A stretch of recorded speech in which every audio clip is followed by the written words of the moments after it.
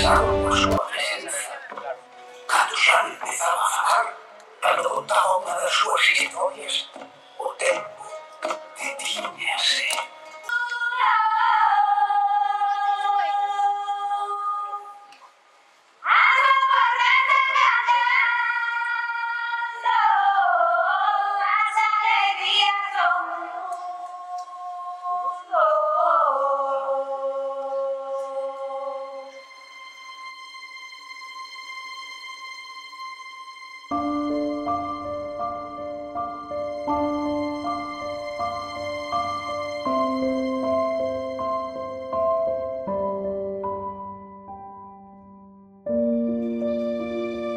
¿Qué tal?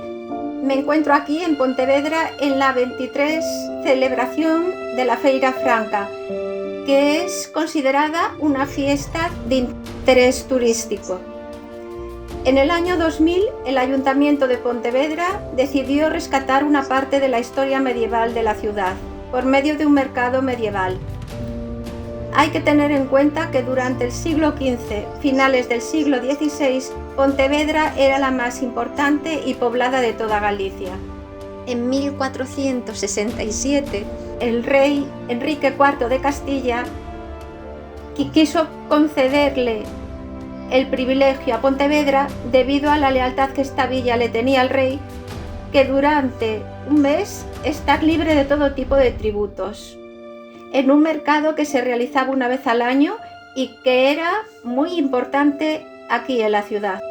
Esto dio lugar a que el comercio se disparase notablemente, ya que personas de la localidad como forasteros podían vender sus productos durante un mes libres de impuestos, lo cual dio lugar a que los ciudadanos se abasteciesen en este mercado de todos los productos necesarios para pasar el año. A principios del mes de agosto, levantádevos e gritade conmigo: hai Feira Franca en Pontevedra. Hoy por hoy, a principios del mes de septiembre, se hace una puesta en escena de este mercado en todas las plazas de Pontevedra. Hay demostración de oficios, venta de productos y artesanía, cantidad de juegos para que la gente disfrute y reviva un día tan bonito como el de la Feira Franca. Así les animo a que si no es este año, pues para los años venideros, que disfruten de este mercado. Vale la pena.